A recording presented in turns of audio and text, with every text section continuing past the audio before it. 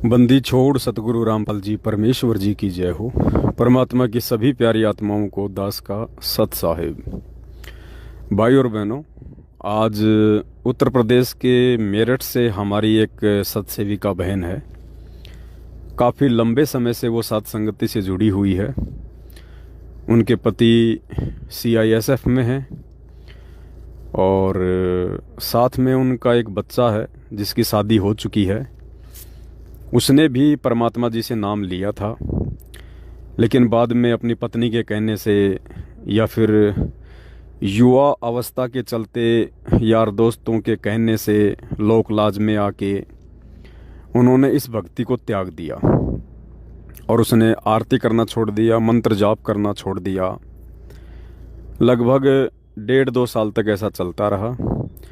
बीच बीच में हमारी बहन उसको समझाती रहती थी कि बेटा भक्ति कर ले, भक्ति कर ले, इस परमात्मा के अलावा और कुछ नहीं है। ये यारी दोस्ती रिश्तेदारी, ये जवानी 4 दिन भेड़ के बच्चे में भी आती है, वो भी ऊपर पैर करके फुदकता है, लेकिन अंत में कसाई के नीचे आता है। नहीं समझा, युवा अवस्था थी, चलता रहा। बहन अकेली उपदेशी परिवार में काफ़ी समस्याओं का सामना करना पड़ा, संघर्ष भी करना पड़ा। पति भी टॉर्चर करता, बच्चे भी उसकी बात नहीं मानते, और बीच में तो काल ने यहाँ तक संघर्ष का दौर पैदा कर दिया। उस बेटे की बहू उन्होंने दहेज का मुकदमा तक डाल दिया सास ससुर के ऊपर, और आधी संपत्ति लेने को तुल गई। यहाँ तक नौबत आ गई, अपनी मायके चली गई, बेटा अपने घर पे। काफ़ी परेशानियाँ, उलझन। घर वाले कहते कि तूने देवी देवता छोड़ दिए, तूने माता धोकनी छोड़ दी, तूने ये 11-12 का व्रत करना छोड़ दिया, जिस कारण से देवता रुष्ट हो गए और हमारे घर में आपत्तियों का दौर शुरू हो गया। तो वापस उसी अपने पुराने रंग में रंग जा, वापस वही भक्ति शुरू कर दे, छोड़ दे इस भक्ति में, कुछ नहीं रखा इसमें। लेकिन बहन साथ संगति से जुड़ चुकी थी। हालांकि अभी तक वो साथ संगति में खाली एक बार ही आई थी, बुलंदशहर में गई थी अपने पति के साथ में। उसके बाद वो दोबारा साथ संगति में नहीं जा पाई, लेकिन फेसबुक पर साथ संगति की वीडियो लगातार देखती रही, वो उसने नहीं छोड़ा। और परमात्मा जी के जो सत्संग हैं, जो भक्ति है, वो अपना नियमित करती रही। काफ़ी कुछ परेशानियों का सामना करना पड़ा, और बीच बीच में बहन दास से बात भी करती रहती थी। जब भी थोड़ा मायूस होती, काल ज़्यादा ही प्रेशर डाल देता, तो बहन दास को फ़ोन लगा देती। कभी आधा घंटा, कभी 1 घंटा हमारी बातचीत होती रहती। और अब नौबत ये है कि पिछले 1-2 महीने से वो बेटा बीमार पड़ गया, हॉस्पिटल में एडमिट हो गया, ICU में भर्ती हो गया। हालत बद से बदतर हो गई। घर वाले बहन को फिर परेशान करने लगे कि वहाँ पे चलना है, जंतर मंत्र करवाने हैं, वहाँ जाके झाड़ा लगवाना है। तो बहन दास से बात करती रही। दास ने कहा कि बहन, परमात्मा से प्रार्थना करती रहो, मालिक से विनती करती रहो। ये परीक्षा का समय है और हर भगत की किसी न किसी प्रकार से उसकी दृढ़ता की परीक्षा लेगा। बहुत ज़्यादा परेशान किया, यहाँ तक कह दिया घर वालों ने कि तू तो चाहती नहीं कि हमारा बेटा मरने से बचे, तू चाहती नहीं। बहन उनकी ये बातें सुन के बेचारी रोने भी लग जाती, बड़ा दुख होता। लेकिन दूसरी तरफ परमात्मा का ज्ञान इतना ज़बरदस्त हो गया कि मर्यादा तोड़ने का भय बच्चे की मौत के भय से कहीं ज़्यादा, कि बच्चा तो फिर मिल जाएगा। ऐसे ऐसे ना जाने कितने बच्चे पहले भी मिल चुके हैं, लेकिन ये परमात्मा यदि वर्तमान में हाथ से निकल गया तो इसका मिलना बड़ा भारी हो जाएगा। बहुत संघर्ष किया बहन ने। अभी 4-5 दिन पहले बहन का फ़ोन आया था, बोले भाई बेटे की बचने की हालत नहीं है बिल्कुल भी, और घर वालों ने बहुत दबाव दे रखा है। तो दास ने गुरुदेव के आशीर्वाद से बहन को यही कहा कि बहन, ये परीक्षा का समय है, और इस समय यदि तुम टूट गई, यदि आपने कोई भी मर्यादा खंडित कर दी, तो आपको डबल नुकसान उठाना पड़ेगा। आपकी मर्यादा टूटेगी, आप उस काल के जाल में फंसोगी, परमात्मा के आशीर्वाद से वंचित हो जाओगी, और उधर आपका बेटा भी नहीं बचेगा, गारंटेड बात है, क्योंकि आपके बेटे की सांसें शेष नहीं है। क्योंकि परमात्मा धरती पर जब आता है तो उन्हीं आत्माओं को अपनी शरण में लेता है जिन आत्माओं का भक्ति धन ज़्यादा होता है और जिन आत्माओं पे काल की पैनी नज़र होती है। काल उनको समय से पहले मारना चाहता है, उनको मानव शरीर छुड़वाना चाहता है। तो दास ने कहा कि बहन आप इस भक्ति से जाओगी और बेटा जिंदगी से जाएगा, डेफिनेटली है, इसमें कोई दो राय नहीं है। आप मर्यादा मत तोड़ना, चाहे कुछ भी हो, कुछ भी कहें आपको, सहन कर लो। परमात्मा सहन कर रहा 28 वर्षों से, संघर्ष करके दिखाया गुरुदेव भगवान ने, आज भी कर रहे हैं। तो हमने तो अपने गुरुदेव की कॉपी करनी है, हमने उनके पद चिन्हों पे चलना है। बहन के अंदर दृढ़ता बनी रही और बच्चे की हालत में कोई सुधार नहीं हुआ। अब सुबह बहन का फोन आया तो बहन थोड़ी सी खुशी खुशी सी नज़र आ रही थी। दास ने तो, असल बताऊं तो दास ने तो ये सोचा कि भाई हो सकता है बेटा मर गया उनका, लेकिन बहन का फ़ोन आया, चेहरे पे थोड़ी खुशी थी, आवाज़ में थोड़ा दम था। तो दास ने कहा कि बताओ बहन क्या हुआ। बोले भाई बेटा आपसे बात करना चाहता है, बार बार कह रहा है कि भगत जी से बात करा दो, भगत जी से बात करा दो।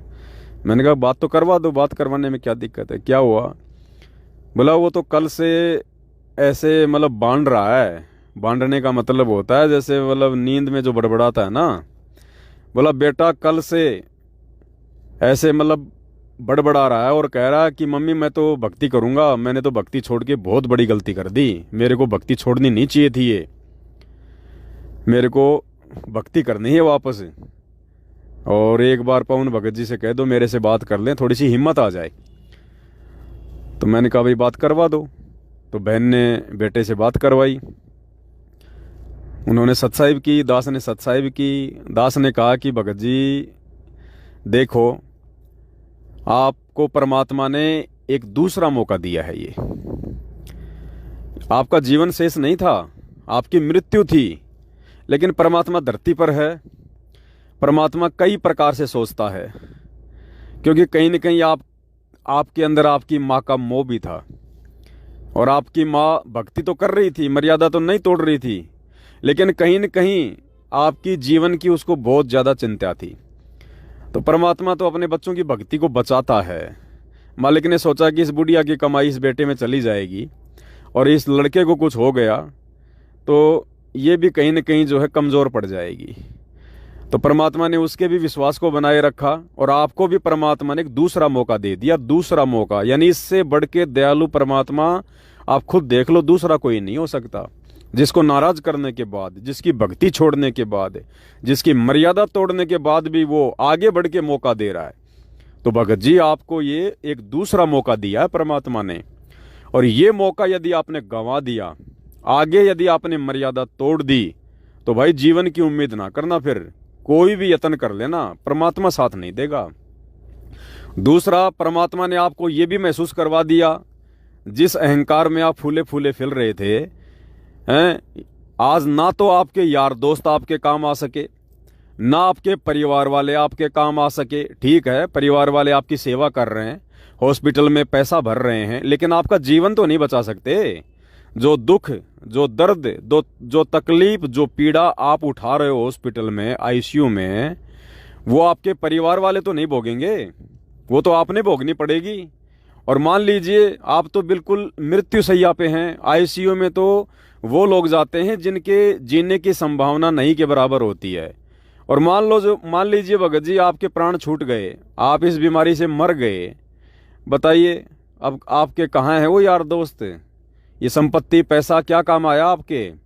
आपका बाप, आपके माता पिता, आपके परिवार, रिश्तेदार है कोई जो आपको इस मुसीबत से बाहर निकाल सके? उन्होंने सब प्रयास कर लिए।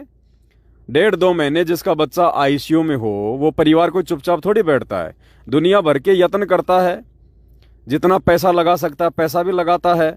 और देवी देवता भी इन्होंने सारे धोख लिए, जादू टोने, जंतर तंत्र, झाड़े जपाड़े आपने देख लिए, कुछ काम नहीं आ रहा।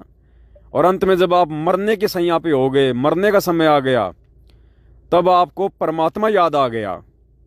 तो बोला मम्मी, बोले परमात्मा की भक्ति करूंगा। बोले मैं बस अब मैंने देख लिया, कोई कुछ नहीं है, ये परमात्मा ही बचा सकता है, दूसरा कोई बचाने वाला नहीं है।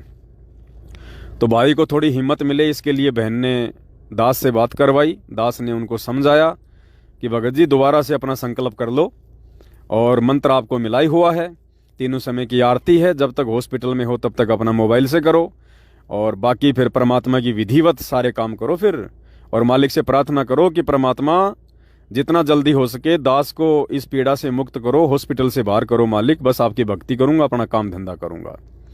तो भगत जी ने संकल्प कर लिया है और परमात्मा की उन पे दया हो गई है। और देखो भाई और बहनों, आप भाई बहनों को ये बात बताने का मेरा केवल इतना ही मकसद है कि वर्तमान में जो परिस्थिति उस बहन के सामने प्रकट हुई वो जानबूझ के परमात्मा के द्वारा प्रकट की गई। हालांकि उनका जो लड़का था मर्यादा तोड़ दी, तो बुरे संस्कार तो पीछा करते ही हैं, लेकिन बहन की परमात्मा ने परीक्षा ले ली। अगर वो बहन जरा सी भी डगमग हो जाती, अपना विश्वास तोड़ देती, कोई भी मर्यादा खंडित कर देती, तो बहन भी परमात्मा की भक्ति से जाती, नाराजगी का सामना करना पड़ता, मुसीबतें आने वाले समय में उस पे भी आती, और उनका बेटा जिसका जीवन शेष नहीं था वो बेटा भी हाथ से जाता।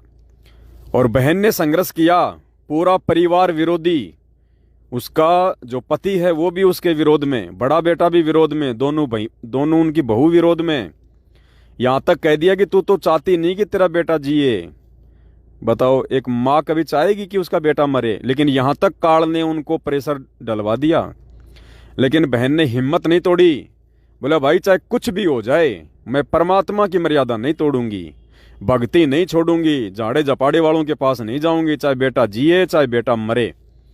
अब बहन ने इतनी दृढ़ता दिखाई तो देखो आज बहन की भक्ति भी सकुशल, परमात्मा भी प्रसन्न, और बेटे को भी जीवन दान दे दिया, और बेटे को परमात्मा ने आभास करवा दिया, महसूस करवा दिया, और उसको भक्ति पे लगा दिया। तो सत्सेवक भाई बहनों, ये परीक्षा भी परमात्मा उन्हीं सुयोग्य आत्माओं की लेता है जो आत्माएं परीक्षा देने के लायक होती हैं, जो आत्माएं परमात्मा की विशेष होती हैं, परीक्षा भी परमात्मा उन्हीं की लेता है। तो आप और हमारे सामने भी ये परिस्थितियां प्रकट होंगी, हो भी रही हैं, आने वाले समय भी होंगी, लेकिन उन परिस्थितियों में हमने इस बहन की तरह, दीवार की तरह अडिग रहना है, अडिग। उसके बाद में काल को झुकना पड़ेगा, झुकना पड़ेगा।